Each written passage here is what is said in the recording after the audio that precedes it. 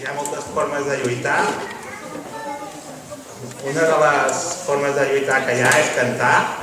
Moltes gràcies als músics per recordar cada dia que tenim uns presos polítics i la seva constància, per recordar cada dia que estan privats de llibertat. També posar de manifest la reacció popular que hi ha hagut de la gent enfront a la sentència d'ahir, d'aquesta gent que es fa dir justícia. I bueno, entrarem en matèria.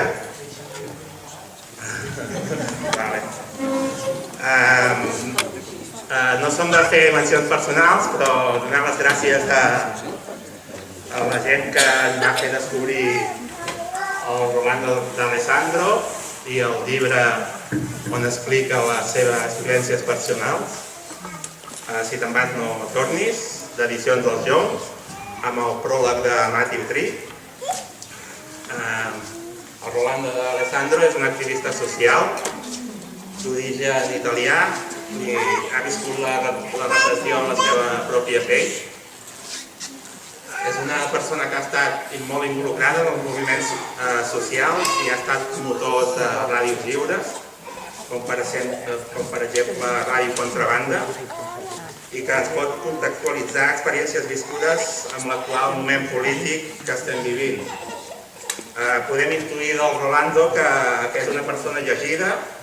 En el seu llibre fa constants referències a diferents escriptors i dramaturgs com el Silvio Pellico, el Primo Levi, el George Orwell, Simone Weil, el Sartre, Bertolt Brecht, o també fa referència als filòsofs de l'Escola de Frankfurt que en el seu moment ja van pronosticar els mals del present d'avui, com l'imperi tecnocràtic, el consumisme i la colonització de ments.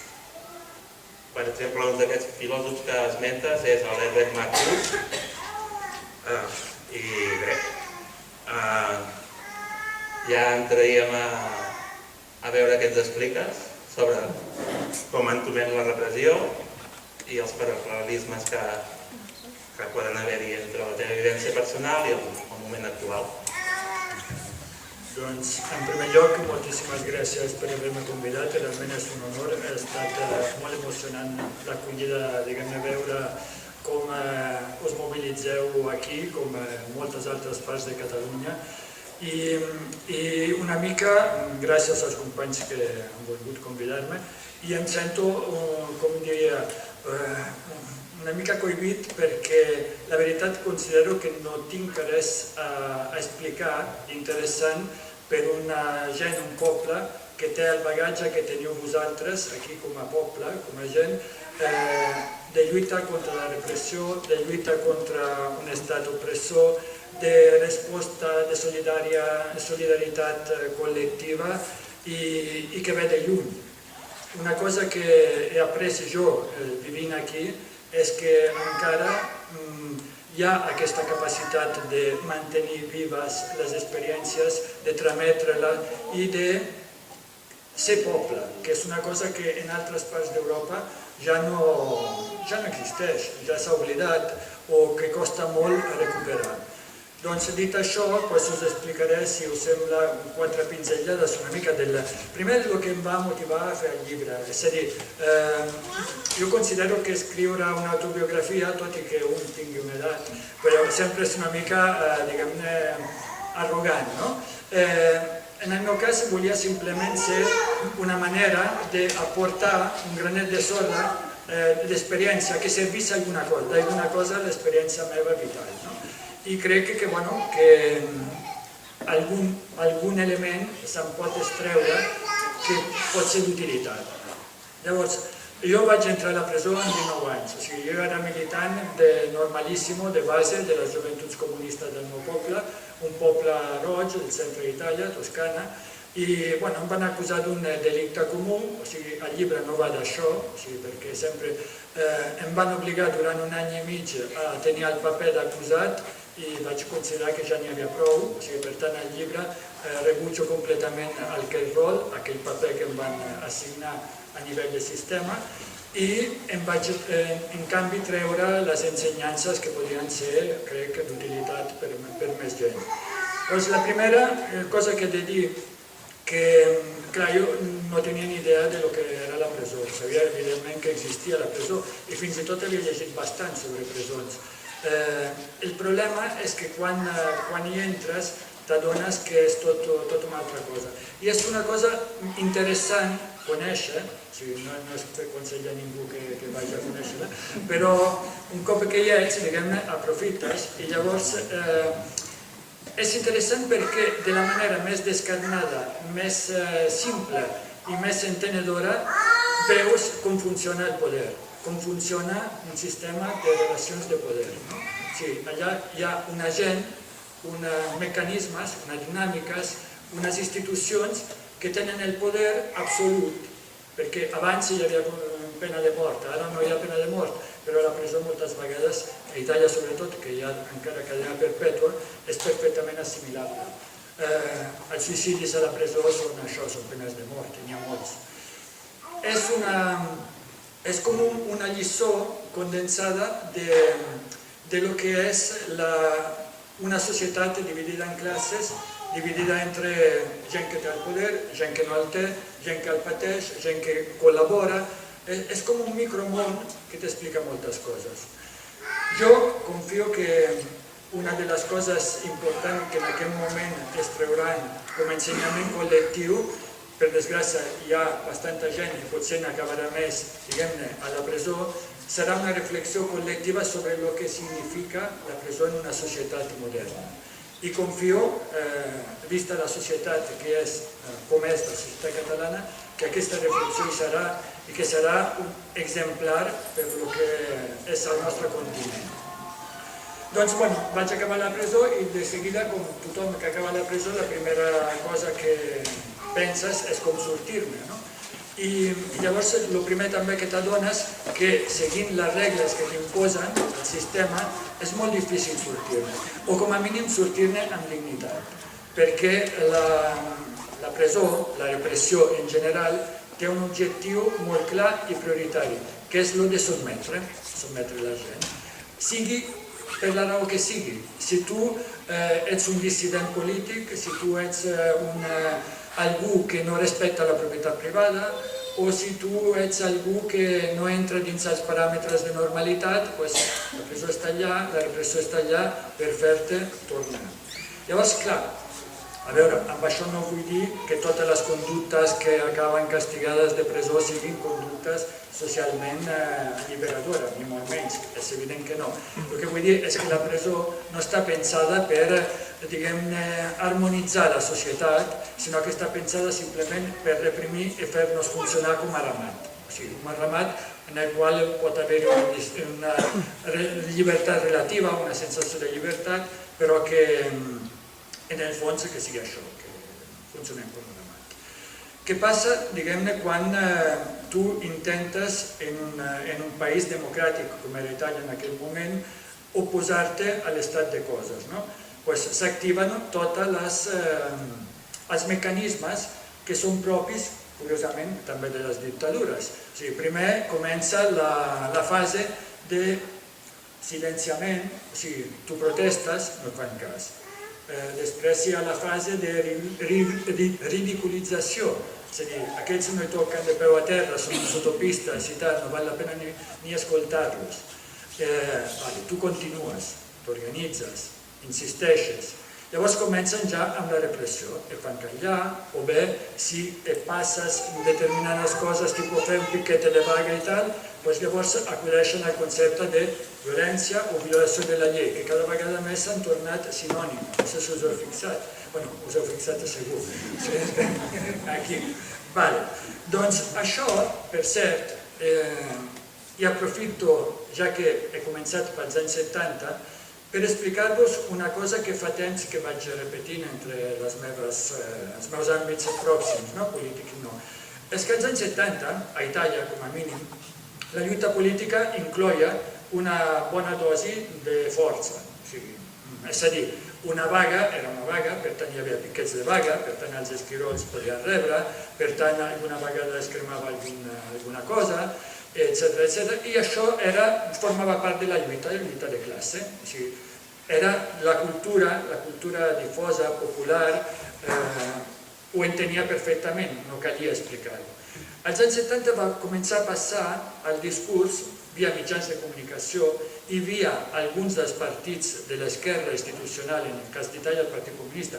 No sé si coneixeu una mica la història d'Itàlia, però el Partit Comunista Italià era el més gran partit d'Occident, comunista, era un estat dintre l'estat, o sigui, tenia unes cooperatives immenses, tenia caixes, tenia una organització capil·lar en tota Itàlia, era un estat dintre l'estat. I aquest estat dintre l'estat es va posar al servei del manteniment de l'ordre per derrotar els moviments autònoms, es definien llavors, anticapitalistes, que en aquell moment a Itàlia van protagonitzar lluites. Per explicar-vos només la dimensió, perquè tingueu una idea, en els 10 anys de la dècada, dels anys 70, va haver-hi 50.000 persones encausades, va haver-hi moments en què hi havia 4.000 presos polítics, o sigui, o per vagues, o per grups armats, o per el que fos. Va haver-hi desenes i desenes de morts, centenars, si contem els morts matats pels feixistes o per atemptats de serveis secrets i tot això. És a dir, va ser un període molt convuls, però alhora molt ric i molt viu, perquè la gent demostrava una gran creativitat, com passa aquí ara, en la seva resistència al poder. Llavors, què va passar amb el tema de la violència? Va passar que una part del moviment va acceptar entrar en el relat que venia des del poder i des dels mitjans de comunicació de la condemna dels mètodes violents, que eren mètodes, repeteixo, que eren habituals a les lluites obreres, a les lluites de barris i tot això. Això en si mateix no està malament. Jo era un d'aquells que considerava que si es poden fer les coses sense violència, molt millor, o sigui, millor per tothom. El problema quin va ser i quin ha estat avui dia, ho veiem en perspectiva, el que defineix violència. Clar, per nosaltres violència era fer mal a algú, o sigui, fer mal a algú i no en defensa pròpia. És a dir, si tu vas i pegues a algú perquè sí, perquè no té les teves idees i tal, allò és violència. Si tu mates algú, òbviament és violència. Ara bé, cremar una sucursal bancària quan hi ha la banca que fa el que fa?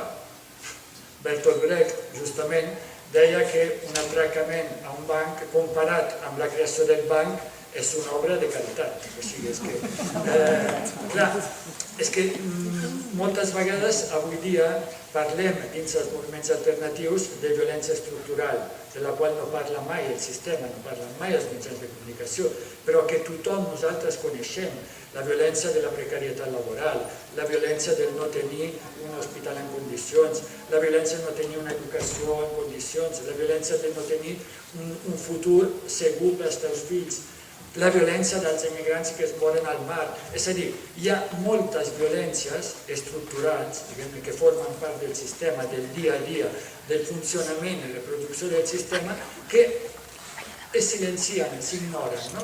En canvi, violència és cremar un contenidor. I, per desgràcia, hem caigut moltes vegades dintre d'aquesta visió. Amb això, ho repeteixo cada vegada, no vull dir que estigui bé cremar contenidors. O sigui, no té de ser. Vull dir que no hem d'acceptar d'entrar en el seu relat. És a dir, quan ells parlen de violència, quan ho fan a un nivell tan esperpèntic com ho estan fent ara en Catalunya, diguem-ne, per molta gent catalana resulta evident que és un sinsentit, una cerrazón, no? Però per molta gent ja a l'Estat, també a Catalunya, ja no, perquè hi ha hagut tot aquest treball d'aquestes dècades que ens ha insuflat aquesta idea que en el fons fa coincidir violència amb el fet de desobeir, amb el fet de dissentir, amb el fet de fer coses que no toquen, des d'un punt de vista legal, per exemple. Llavors, un altre gran tema, o sigui, el de la legalitat, i que lliga, també en aquells anys era un debat molt viu. Hi havia una cosa que es deia la justícia proletària, per exemple, oposada a la justícia burgesa, és a dir, el terme justícia sempre s'adjectivava, no es deia la justícia no existeix, o sigui, existeix la justícia segons qui la veu i qui la practica. La justícia burgesa és, per definició, una justícia que vol mantenir l'statu quo en una societat capitalista. La justícia proletària és la justícia que dona prioritat a aquells valors, a aquells principis ideals que estan per trencar aquest estat de coses que crea, genera violència, sofriment, anant cap a un món més just. Doncs aquest debat d'idees, que era molt viu en aquella època, no només a Itàlia, perquè jo vaig arribar aquí el 78 la primera vegada, i també hi era, o sigui, hi havia un moviment llibertari molt fort, però no només, o sigui, hi havia moltes lluites a nivell de barri, a nivell de fàbriques, i es parlava el mateix llenguatge en tota Europa, a França, a Alemanya, a Itàlia, hi havia moltes lluites i hi havia un debat viu a nivell social. Tot això l'han escombrat. Aquí un dels miracles del cas català és que ha ressorgit aquest debat. I crec que és una de les coses de les que heu de ser especialment orgulloses i orgullosos, perquè sou un dels pocs fars que hi ha en aquest moment a Europa, diguem-ne, que ha recuperat el sentit comú. Perquè per mi, com deia un amic meu, això fa molts anys, a contrabanda justament, deia que avui dia ser revolucionari vol dir tenir sentit comú.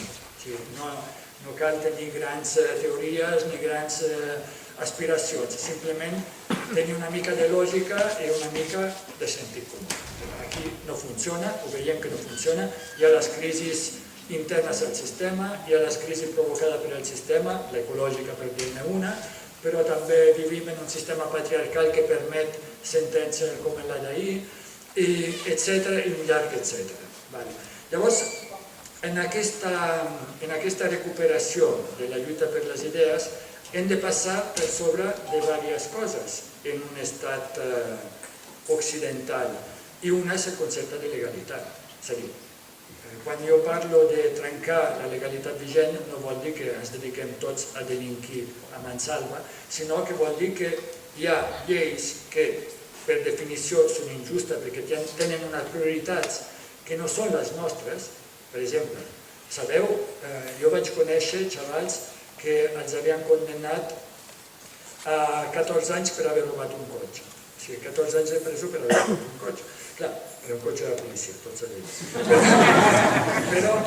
Però clar, la desproporció, hi ha tios per violència contra dones o contra nens que te'ls poden condenar a 5, 6 anys o no entren a presó i tal, i per un cotxe sí que poden caure 14 anys. O al País Basc, el que passava amb la Cale Borroca, cremar una cabina de telèfon podien caure 10 anys. O sigui, és que vivim en un sistema estructuralment injust. Per tant, la primera cosa que jo crec que s'ha de tenir al cap és que és just rebel·lar-se, és just desobeir-lo.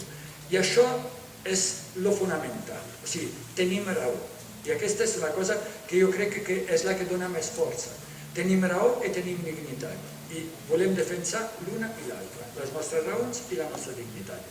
A partir d'aquí comença, diguem-ne, el treball pràctic. O sigui, el treball pràctic de com t'oposes a algú que no entén ni de raons ni de dignitat, la teva, i que et vol imposar un estat de coses. Clar, aquí hi ha hagut una altra gran pèrdua que crec que s'ha de compensar, que ja no es parla de guerra de classe, ja no es parla de lluita de classe. No és irrellevant, o sigui, quan es parla de lluita, al cap de seguida ens venen coses molt concretes, o sigui, una lluita és un combat de boxeo, d'acord? O sigui, un combat de boxe hi ha dues persones que s'estan pegant allò en un ring.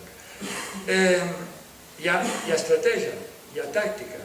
Cadascú sap quines són les seves forces, s'ha entrenat, sap quins són els punts febles de l'altre, l'estudia. O sigui, l'objectiu és derrotar l'altre procurant que li faci el menys mal possible, és a dir, preservar les pròpies forces i derrotar l'altre. Això és el concepte de lluita. I la lluita de classe és exactament això. I el tema és que substituint el terme lluita en protesta, ens han tret aquest element que és fonamental, que és saber que estem en un combat i que per tant hem d'elaborar estratègia hem d'elaborar tàctica, ens hem d'entrenar, hem d'estudiar l'adversari i l'hem de derrotar. O sigui, de la manera que sigui. Amb això no estic dient en absolut que ha de ser una solució violenta. Catalunya m'ha ensenyat moltes coses i una és que la potència que pot tenir un moviment no violent, com el que hem vist, això, que és increïble i superpoderosa. Però pot ser un moviment no violent i lluitador, que de fet ho és, o sigui, però recuperar-la en ple i assumir-la, o sigui, i reivindicar-la, aquesta postura. O sigui, tenim al davant un adversari que ens vol derrotar i ho diu obertament, ens vol aplastar, ens vol sometre. Doncs el nostre repte és no deixar-ho. És més, ho podem fer de dues maneres. Jo, quan vaig fugar-me de la presó, vaig escollir l'única manera que se'm donava, que era allò d'evadir-me, escapar. Hi ha la possibilitat de fugir. Vosaltres no podeu fugir. Vosaltres sou en la vostra terra, esteu a casa vostra, podeu tancar la porta, diguem-ne, a un estat, però la vostra terra és aquí, no heu d'anar enlloc. Per tant, heu de resistir. Heu de resistir aquí i heu de fer-los fora. Fer-los fora ara no em refereixo, cuidado, no em refereixo als espanyols fora de... No, no, no. Em refereixo a una estructura estatal opressiva injusta.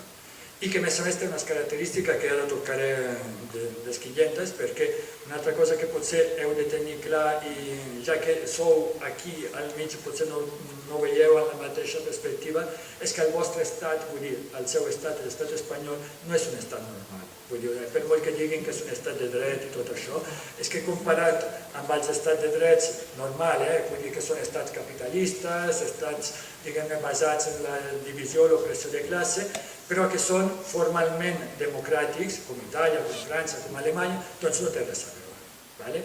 Perquè aquí no respecten les formes, és a dir, no respecten les formes fins a límits tan insospitats per fora que la gent no t'entén quan li expliques com funcionen determinades coses aquí. La gent no entén el perquè d'aquestes sentències, la gent no entén allò del 1 d'octubre, i com no ho entén, oblida. També la informació que els arriba és la que ella arriba, però una cosa que està claríssima per a algú que vulgui veure és que això no és un estat normal.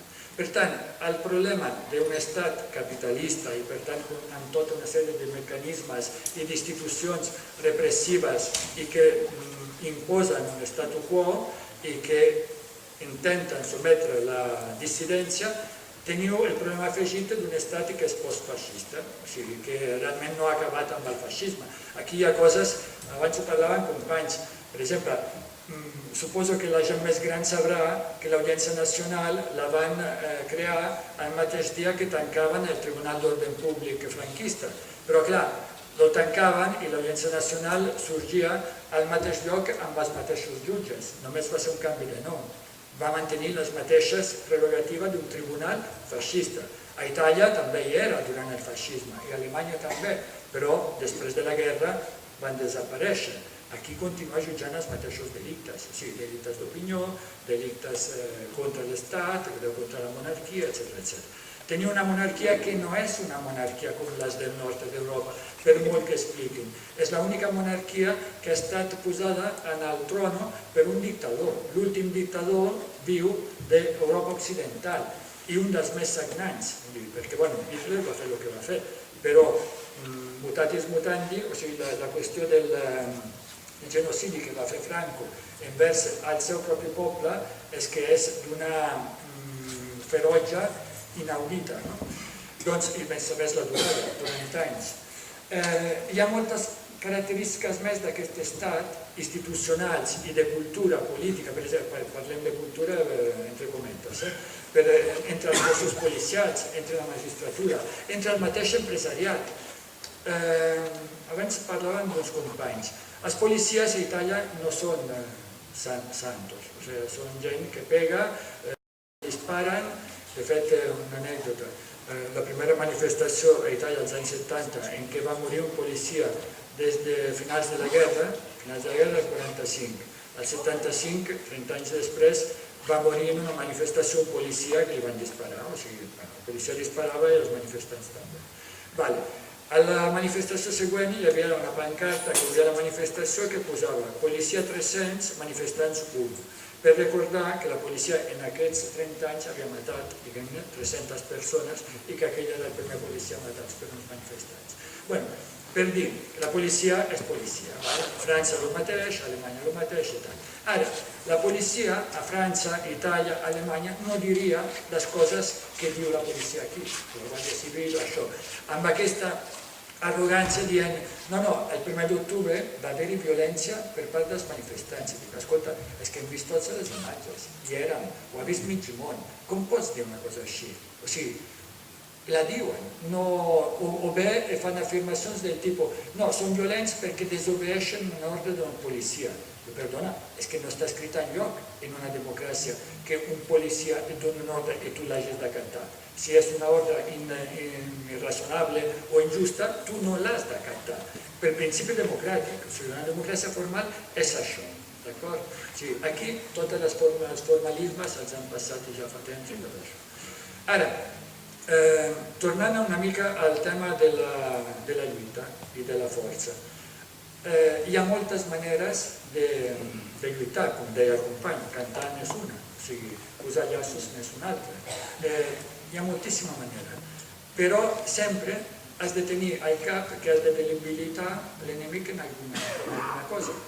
El boicot, per exemple, és una eina molt antiga que sempre han utilitzat les classes oprimides per respondre, per oposar-se, per lluitar. Boicot, aquí se'n poden fer molts, que no és només no comprar, perquè el boicot implica diverses coses. És tot un arsenal d'històries que, si us interessa, repasseu una mica el que passava als anys 70 aquí mateix, o bé en altres països, justament com a Itàlia, i hi ha un munt de coses, les ocupacions, les autoreduccions. Autoreduccions és quan no pagues la llum, per exemple, o sigui, t'organitzes i no la pagues. Això els hi fot moltíssim, us ho puc assegurar. Perquè en el fons som això, o sigui, ens volen submissos i pagant-nos. És a dir, i això en el moment que no som més submissos i a més no paguem, és que llavors ja li creem un problema gros. Boicot és una, deia. Sabotatge, que és una altra paraula que ja s'ha desterrat del llenguatge polític. Sabotatge, quasi terrorisme. No, sabotatge ve de sabó, sabó que és un esclop, en francès.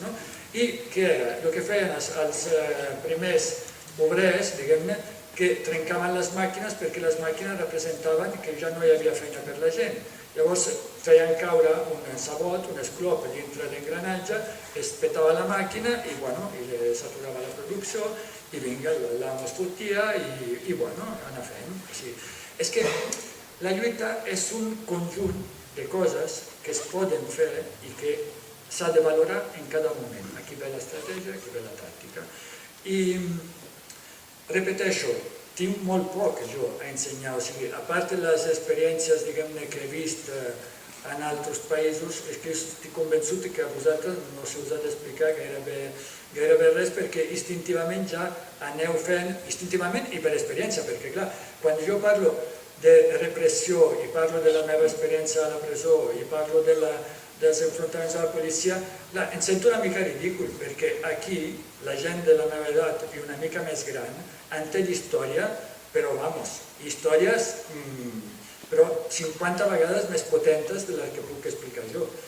I això sí que és una cosa que potser us aconsellaria, d'escoltar més la gent més gran, i la gent més gran que parli més, perquè això és una cosa que entenc perfectament, perquè la meva sogra va morir fa pocs anys, ella era de la FAI, i clar, era una senyora que sempre s'ha mantingut molt catalanista i molt anarquista fins al final, però que no parlava. O sigui, amb mi sí que m'explicava coses i tot això, però fora, fins i tot en l'àmbit familiar, li feia por. I aquí hi ha un altre gran element que crec que també s'ha de tenir en compte en aquests moments, que és el tema de la por, que això forma part de la lluita, de les guerres i tot això. El contrari de por no és valor, valentia, és inconsciència. És a dir, que la por és una reacció sana, natural i jo crec que molt oportuna. És a dir, davant d'un perill s'ha de tenir por, perquè si no ets inconscient i si no, no ets prudent. Vale? Per tant, en aquest moment és superjustificada la por. Ara bé, la por té dos aspectes. Un és el de paralitzar i l'altre és d'acuditzar l'intel·ligència i els sentits. Llavors, s'ha de treballar, simplement. S'ha de treballar i veure el perill per lo que realment és. Per exemple, jo ara estic en diverses comissions antirepressives, tant del CDR com de plataformes que s'estan intentant muntar entre sectors més anarquistes, sectors sindicals, etc. Clar, aquí hi ha un perill en aquest moment. L'Estat té una estratègia, i una estratègia molt clara, és la clàssica, no? De dir, aquí criminalitzem, fem un relat que bona part de la societat ens compra, que és el de la violència, que hi ha uns violents, encara que no es vegi la violència, hi ha uns violents, perquè ho dic jo. I a més s'organitzen com s'organitzaven els bascos, que sí que eren violents, i per tant, això vol dir, és un indici de que sí que hi ha violència. Doncs, clar, què vol dir això? Que ells s'imaginen, per exemple, el CDR, com una organització que té uns caps, i després jeràrquica, vertical, que hi ha gent que obeeix, que hi ha gent, diguem-ne, tipus massa de maniobra, no? Doncs el pitjor que podem fer és seguir-li el joc. Llavors tancar-nos més, per exemple, de dir, ostres, ens estan donant d'ostres, doncs llavors fem clandestines les reunions, no? O bé, això ens estan atacant la direcció, diguem-ne, que no és una direcció, és simplement una coordinadora, però nosaltres ja la defensem com si fos una direcció, i estem donant la raó. És a dir, en totes aquestes coses sempre s'ha de pensar què vol l'enemic i llavors valorar el que tu vols i el que a tu et convé. I en aquest moment penso jo, o sigui, que hi ha una força brutal que s'ha demostrat i es torna a demostrar dia rere dia, de com a mínim la meitat de la població de Catalunya, que això, és que a veure, quan us diuen, no, només sou la meitat, és que jo que estic acostumat a pensar en grans moviments quan representen el 5% de la població d'un país, per mi ja és un moviment immens, sí? Clar, si tu dius la meitat de la població d'un país està, diguem-ne, per una cosa de canvi radical, però és que això no hi ha hagut mai cap revolució a la història que hagi tingut aquest coixí social. Cap, ho puc afirmar. O sigui, fins i tot les lluites per drets civils i tal, està comptabilitzat. O sigui, sempre són minories que són importantíssimes perquè són les portadores de valors nous, que són portadores de propostes noves de societat, progressives, importants, però són minories. Clar, el que teniu aquí és que els hi fa por, que aquest és l'altre element. Penseu que quan ells intenten fer por és que també entenen. I també, com en tota lluita, has de saber que l'altre té por i llavors has de veure en què pots aprofitar aquella por. Quins són els punts en què el pot paralitzar i quins punts li pot fer perdre l'Orenus. Ara, per exemple, l'estan perdent. O sigui, el que estan fent a nivell repressiu és una pèrdua d'orientació. O sigui, estan donant pals de sec perquè tenen por. Llavors, bueno, des d'aquesta consciència s'ha de tenir tranquil·litat. I després una altra cosa, que jo crec que la gent més gran i molta gent jove, en aquest país no cal explicar-li, però bueno, ho dic perquè...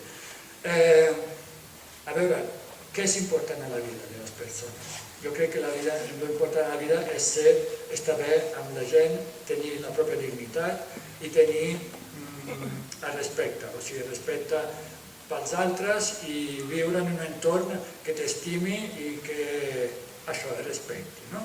Doncs, bueno, després la malaltia, els accidents, la presó, són accidents que poden passar.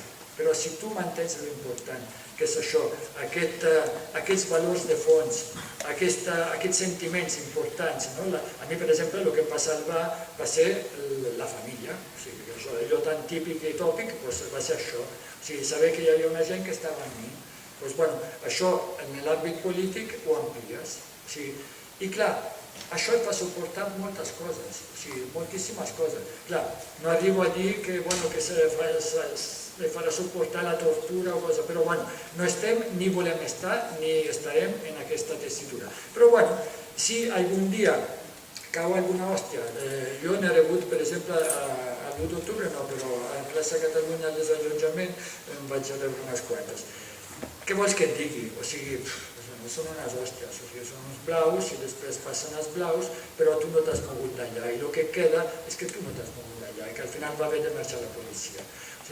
I el mateix a la presó.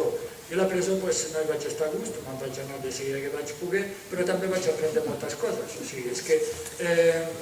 I penso que en tot és que és molt important l'actitud. I si més a més l'actitud és una actitud col·lectiva i compartida, doncs ja tenim molt de guanyat. I ara, jo tancaré aquí i si voleu, doncs fem demà. Si sembla bé, obrirem un torn de preguntes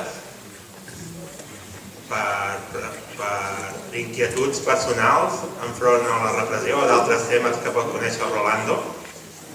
Ell ha parlat, per exemple, de la criminalització dels CDRs i, en certa manera, també de la deshumanització del moviment independentista, no? El canvi aquest de relat que fan els mitjans de comunicació i que és evident, no? Clar, és que això forma part del que deia l'estratègia del poder, no? És que, clar, no hem de pensar al poder simplement com unes institucions determinades i 4 matones feixistes, no? O sigui, el poder són la magistratura, òbviament, són les institucions de l'Estat, són la policia, són les presons i tal, però després també són els mitjans de comunicació, són la conferència episcopal, són l'IBEX 35, o sigui, tot aquest entramat, diguem-ne, forma l'estructura de poder.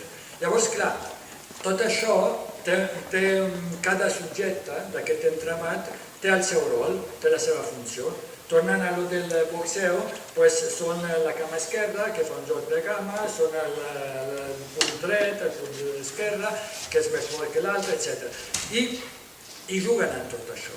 Llavors nosaltres també hem de tenir aquesta visió holística. Per tant, és molt important, per exemple, lluitar en aquest moment perquè no aconsegueixin fer tancar TV3. Jo soc un crític de TV3 històric perquè com a gent de ràdios lliures que lluitaven contra els mitjans del sistema i tot això i tal, TV3 anava en el paquet. Però, visto lo visto, actualment és una de les poques coses, diguem-ne, que dona una esquerda i la volen tancar. Per tant, això és una batalla a fer.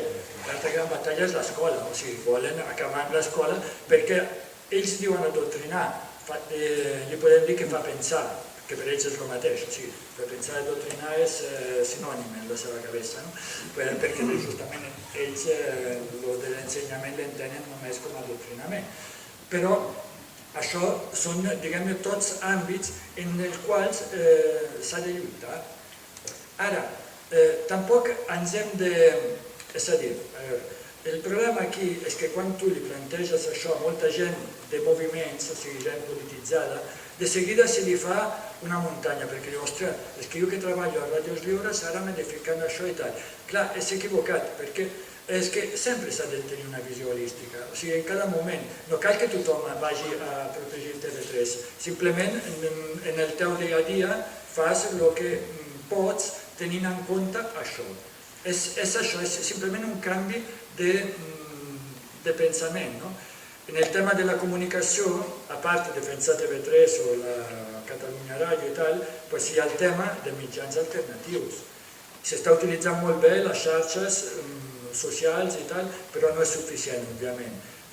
Potser seria un moment per començar a dir, bueno, per què no començar a fer una altra vegada un moviment de ràdios lliures o de ràdios socials, com vulgui dir-se.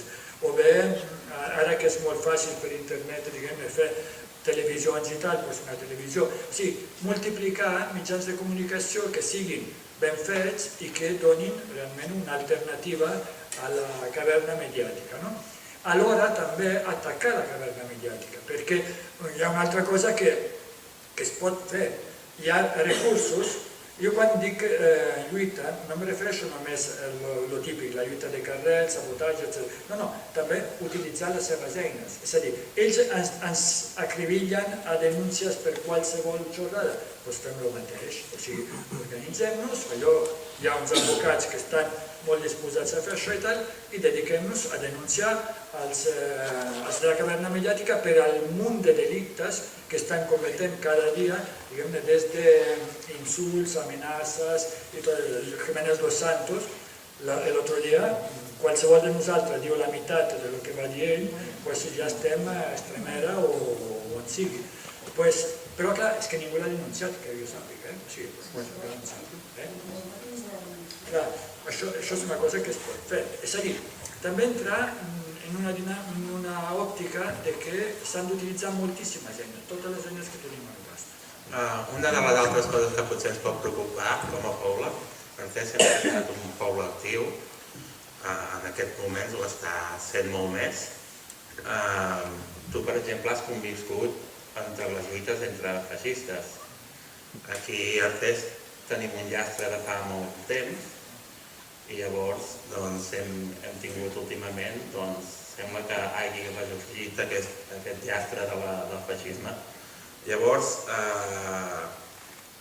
com podem lluitar contra les agressions feixistes? Com podem lluitar com podem entomar o conviure amb aquesta realitat? Perquè s'ha demostrat que l'extrema dreta està campant impunament pels carrers de tot Catalunya i viuen amb una impunitat absoluta. Aquesta és una altra especificitat del país, perquè a Itàlia evidentment que hi ha feixistes, a més molt ben organitzats i molt agressius i tot això, però també hi ha una Constitució que és antifeixista, obertament, o sigui, ho posen en el títol, no sé, el tercer o el quart i tal, on està prohibit reconstituir el partit feixista, on el feixisme no és considerat una opinió ni una ideologia, sinó que és considerat la negació de les llibertats, de la democràcia, per tant, la negació del viure social, per tant, és considerat en si mateix una actitud criminosa. O sigui, és com dir, jo què sé, fer apologia de la violació. Oi que no es pot fer apologia de la violació perquè és una cosa, òbviament, inacceptable per una societat, però el feixisme igual. Clar, aquí estem en un lloc que hi ha una fundació Francisco Franco que rep subvencions de l'Estat i és considerada d'utilitat pública. Clar, tenim un Valle de los Caídos, o sigui, és que és evident que el lastre és molt més fort. Clar, a Itàlia l'antifeixisme militant sempre havia consistit en inflar-los d'hòsties, però jo entenc que aquest potser ara és justament el que volen, és a dir, és que ara utilitzen aquests gossos, perquè altra cosa no són, per provocar, per veure si hi ha alguna reacció algun dia, no? I llavors poder tenir el relat de que veus que hi ha violència. O sigui, allò de la profecia autocompleta, no? Clar, com es lluita amb això? Doncs jo, personalment, sempre he pensat que, primer, posar-los a les institucions davant les seves responsabilitats, perquè hi ha una cosa que és impepinable. O sigui, aquí estem a Europa. És veritat que aquí va guanyar Franco, tot el que et diuen, d'acord, però oi que estem a Europa? O sigui, i a Europa el feixisme no hi té lloc. Per tant, l'estat espanyol ja està en una situació de, fins i tot a nivell legal, molt rara, o sigui, perquè està reconeixent implícitament una cosa que és delicte en altres països. Però no només l'estat espanyol, o sigui, les institucions policials, de dir, a veure, tu has de vetllar en principi per la nostra seguretat. No ho fas, no detenint aquesta gent, no seguint-los, no fitxant-los i tot això, llavors m'obligues a l'autodefensa, perquè hi ha una cosa que sí, que totes les religions, tots els ordenaments, tot el sentit comú del món reconeix com un dret inalienable, que és el dret a la defensa pròpia. És a dir, quan algú t'ataca, et vol matar i tal, tu et pots defensar. Llavors, clar, això, en lloc de fer-lo i prou, jo crec que s'ha de fer pedagogia. Això és una idea que estem treballant també en alguns àmbits, diguem, antirepressió, antifeixistes. És a dir, públicament, via mitjans de comunicació, via comunicats, via entrevistes amb responsables policials i tal, de dir-li quina és la situació. Aquí tenim ara tot un llistat de casos d'agressions no resoltes, de grups que sabem que s'estan movent, com s'estan movent, perquè tenim una bona contrainformació, coneixem qui són i tot això i tal, volem saber per què no fan res. Sí, perquè ens estan atacant. Llavors dius, fins quan haurem d'aguantar agressions? Haurem d'esperar que matin algú? Sí, i això l'hem de manifestar públicament i alhora preparar-nos, perquè una altra cosa que jo sí que insisteixo molt amb la gent més jove i tal, com el meu avi sempre em deia, el saber no ocupa lugar, és a dir, saber arts marcials, per exemple, no fa mal a ningú, és a dir, encara no és cap delicte, i a més és un esport, oi? Per tant, preparar-se, diguem-ne, a nivell físic també, no està malament, és que és una cosa que tenim dret a fer-lo i et dona ja una altra idea i una altra actitud. Per què? A veure, una cosa bona de les arts marcials, perdoneu que faci tantes digressions així, és que tu pots entomar la mateixa castanya, i no reaccionar, però l'entomes d'una manera, la seqüela psicològica no té res a veure. Una cosa és entomar una castanya sapiguent que si vols la tornes amb propina o que no pots fer res. La impotència. La sensació d'impotència és el que cal evitar. I jo, ara, actualment, per resumir, la violència feixista, primer, denúncia, segon, explicació clara, o sigui, responsabilitats, exigir responsabilitats a qui l'hauria de reprimir, i tercer, preparació per tornar-s'hi. Que això, sempre de manera molt disciplinada, no fer les coses de qualsevol manera, perquè la situació és la que és, però tenim clar que tenim dret, o sigui, tenim dret a defensar-nos. I si no es defensa, és que l'últim que vull, a veure, jo puc aguantar que m'estiguin fatxes, policies i tot això. Ara la meva filla, per exemple, no. O sigui, si un fatxa toca la meva filla, doncs sí, un cabreu. I això és una cosa que és perillosa perquè ells van per aquí, o sigui, van intentant burxar i cal anticipar-nos d'un pas, saps? I posar-lo sobre la taula com a problema que no és només el nostre problema, que pot ser problema d'ells. Molt bé, algú vol fer alguna pregunta? Que només estic parlant jo i el Rolando. A veure, Ivan? Respecte al tema del CNE, que parlàvem abans, hi ha com una mena de debat entre que l'organització d'aquests com a una estructura organitzativa, que ens organitzem, o si ha de ser alguna cosa més. I respecte a les experiències que tens al Partit Comunista, que realment no hi ha un partit polític, s'ha dit que les CDRs no són partidistes, són els pobles, són transversals, però quines?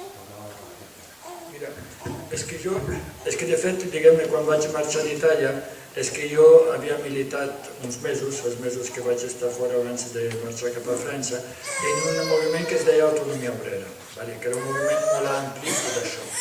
I el d'aquí és com l'autonomia obrera, però a lo grande. És a dir, en aquell moment eren col·lectius tant d'obrers com a barris o d'estudiants i tot això, que s'organitzaven una mica com el CDR, als llocs i tal, tot molt assembleari, i era un subjecte polític importantíssim. De fet, era el subjecte polític que més por feia en aquell moment al sistema, als feixistes i al Partit Comunista. Llavors, jo crec que això és molt personal, però jo crec que el CDR ara són com una mena de diamant en brut, diguem-ne, de la revolució, que polint-lo pot sortir realment una forma alternativa de societat i de govern. És a dir, a veure, el sistema parlamentari, que també ens han venut que és el sistema l'únic o el millor i tot això, és molt recent.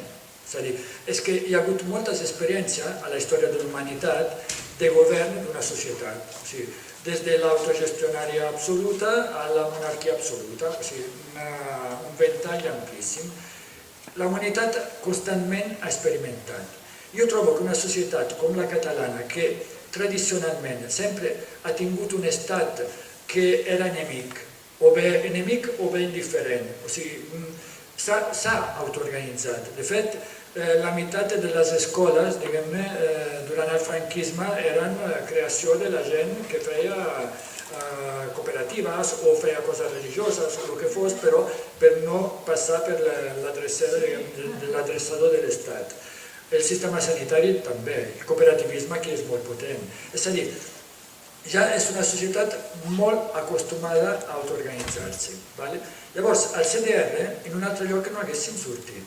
I al CDR ja són un embrió, jo crec, d'autogovern. No ho són, o sigui, això és un camí que és llarg i tot això, però jo crec que jo seria molt ambiciós, perquè crec que és l'únic lloc en Europa, repeteixo, on hi ha la possibilitat que una societat s'organitzi sobre bases completament diferents de les conegudes fins ara en l'últim segle o 2 segles. L'altre era... Volies dir el paper del...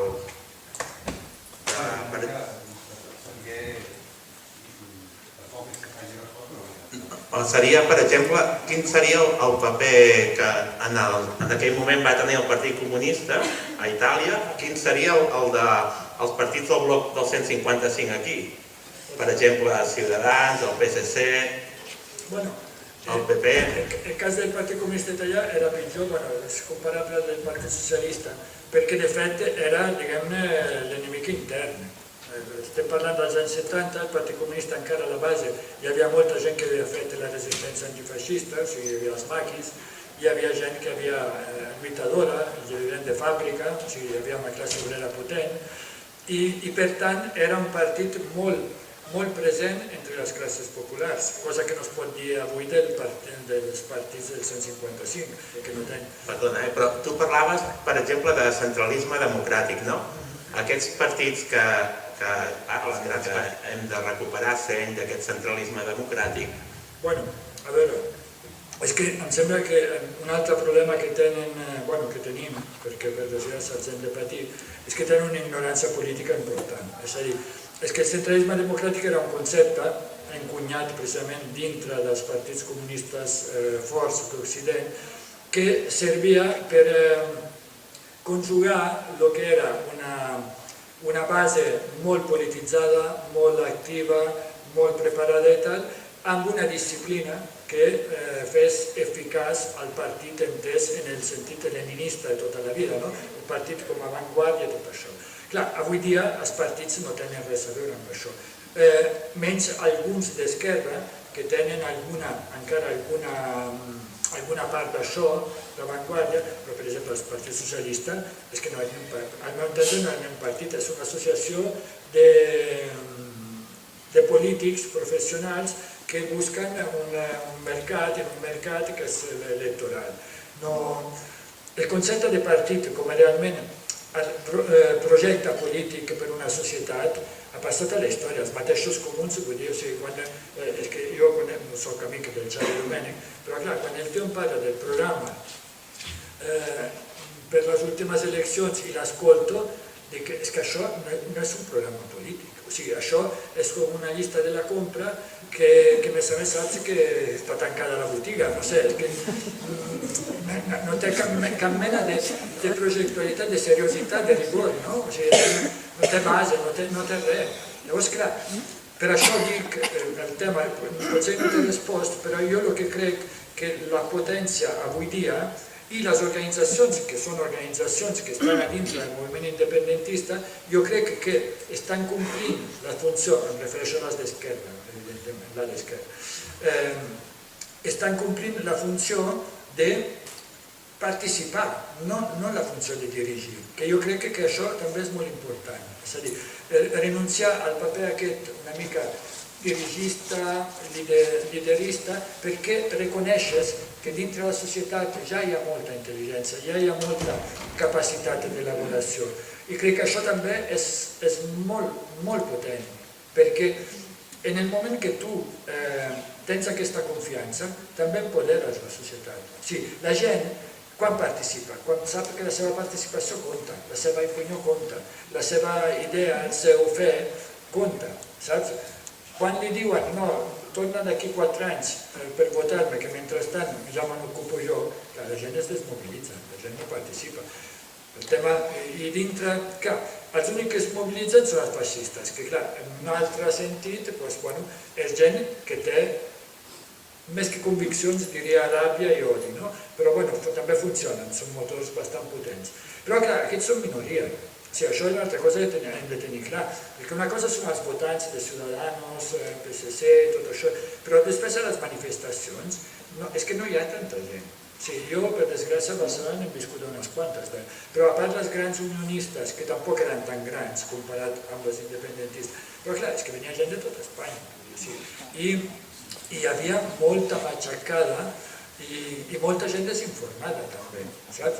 Per tant, jo crec que en aquell moment els subjectes polítics, la consciència política està totalment en el bàndol independentista i dintre del bàndol independentista hi ha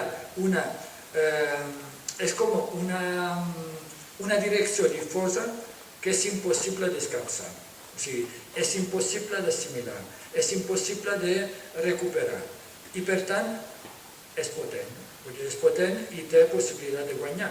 Però sempre tenint en compte això que s'ha de mantenir i s'ha de reforçar. És a dir, aquest espírit és el que és guanyador, és l'espírit guanyador, al mantenir. Contextualitzant i per resumir-te una mica la pregunta ordenada, o sigui, els grans debats són que els CDRs s'organitzen només per organitzar-se, per fer mobilització, o s'organitzen com alguna cosa més. Si s'organitzen com una cosa més, la part repressora que farà automàticament és desmembrar-la. En el moment que s'organitzin, els que siguin al capdavant, aquests aniran a la presó segur. A partir d'aquí, aquest debat que hi ha i que és molt bo per tots nosaltres, que no sigui un grup, que som tots, el debat està una mica aquí. La pregunta anava, quina és la teva opinió? Creus que amb aquest diamant tan embrut que està plantejat avui en dia i que és tan poderós, que molts hackers partidistes intenten agafar, com qualsevol altre moviment social que hi ha hagut sempre, que és interessant, perquè fa aquest control d'aquest poder, doncs si és bo anar pel camí o l'altre, perquè també potser és interessant que ens organitzem i que ens transformem i paguem el que hem de pagar, anar a presó. I llavors el Xevi Cipriano, què volies dir? No, jo ja aprofundim una mica també amb algunes idees que has dit. També hi ha un fenomen que a mi té una mica així com... que és la relació actual que hi ha entre els partits independentistes i la base, o el CDR, l'ANC, Òmnium... Llavors, clar, és un fenomen una mica nou. En la militància més clàssica estaven els partits polítics i els moviments socials. Ara l'independentisme actual està com molt més barrejat. Hi ha certs moments que no només els CDR, sinó en general tota la societat està esperant a veure què diu Puigdemont. Hi ha moments que no, que ell va a remolc. Llavors, aquest relacionament jo crec que és una mica nou, potser en altres moments ha passat igual, però almenys per mi és com una mica nou i és difícil de gestionar, perquè també, jo què sé, començant per partits com la CUP o Esquerra i tal, també estan molt penetrats dins dels PDRs.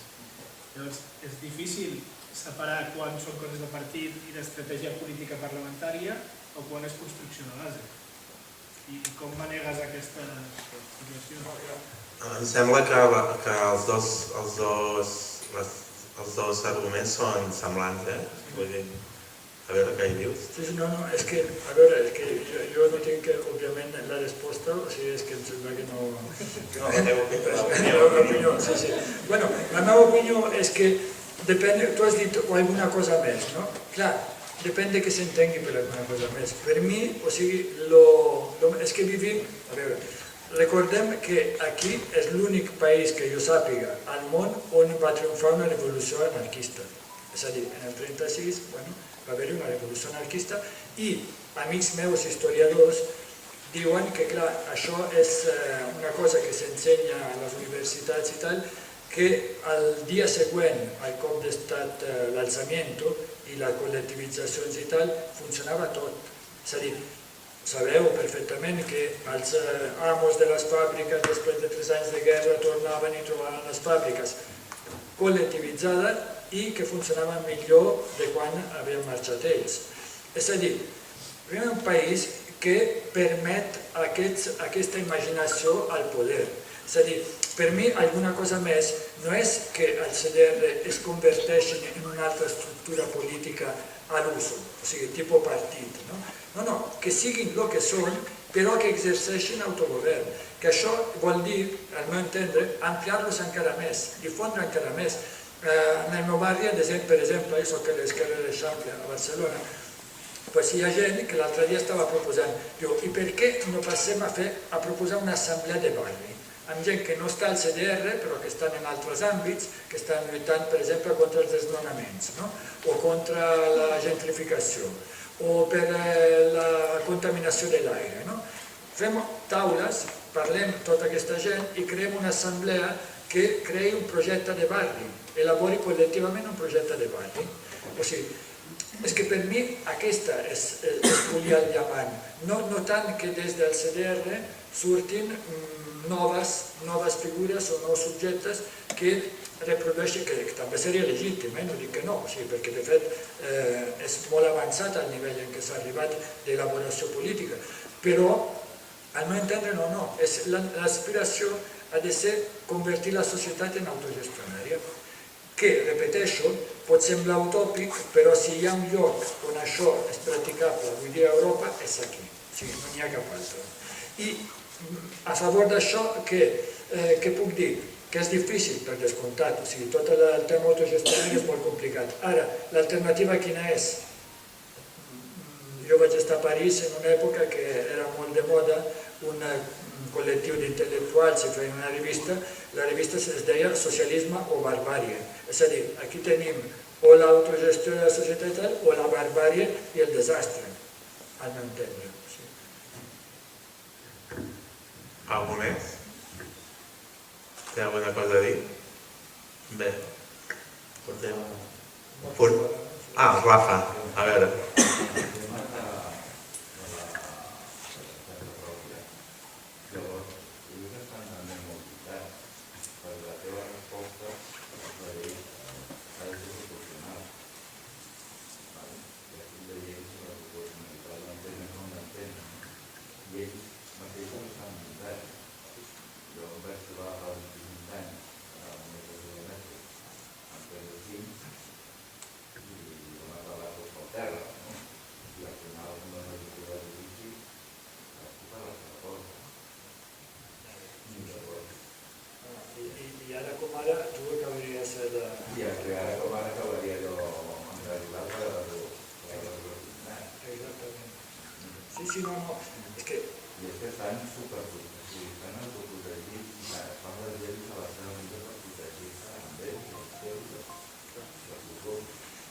El que passa és que també pensa que nosaltres al barri, allà a Barcelona, tenim un grup que es diu Somatens, que són molt actius, i això fins i tot han amenaçat els xavals del nostre CDR, en ple identificat, els han identificat i això.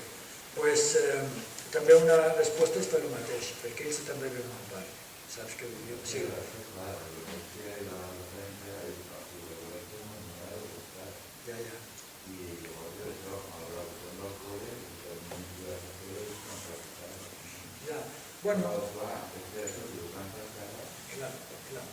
No, és que és difícil, però pots plantar cara de diverses maneres. Per exemple, el tema de l'escratx l'altre dia a l'Albiol.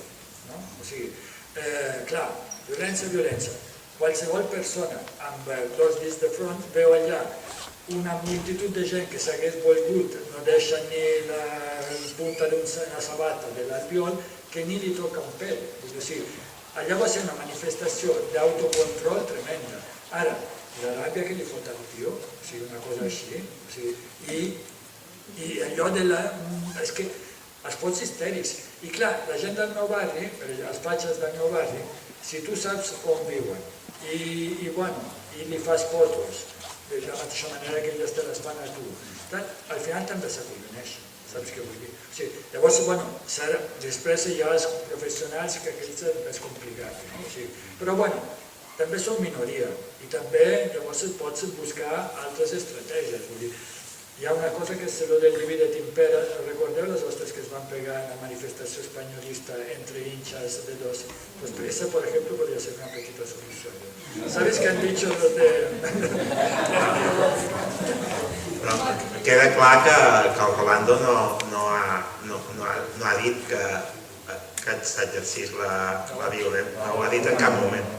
El primer que ha fet menció ha estat que juntes som més fortes.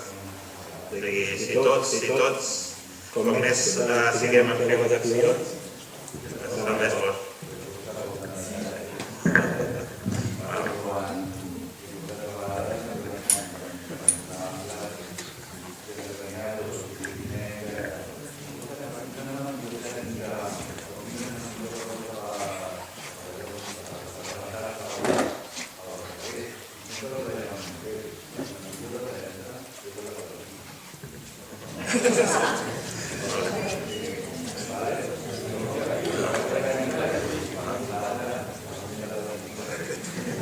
Doncs ja portem una horeta de xerrada. Si no hi ha cap més pregunta a fer, donarem per acabada, per finiquitada. Recordeu que ara hi ha sopar-concert aquí fora amb el Sergi Padilla, la Cèlia Vila i el Ramon Cots, i també hi ha pa i botifarra per la voluntat, per la Caixa de Resistència, per si hem d'afrontar demandes més altes. I també recordar que demà a Montserrat hi ha una envoltada d'una cadena humana. No sé si hi ha algun cotxe, alguna hora de sortida i cotxes organitzats. A veure, Jordi, podries pujar aquí dalt i explicar-ho una mica millor, a veure què es fa. O si vols ja des d'aquí mateix, no?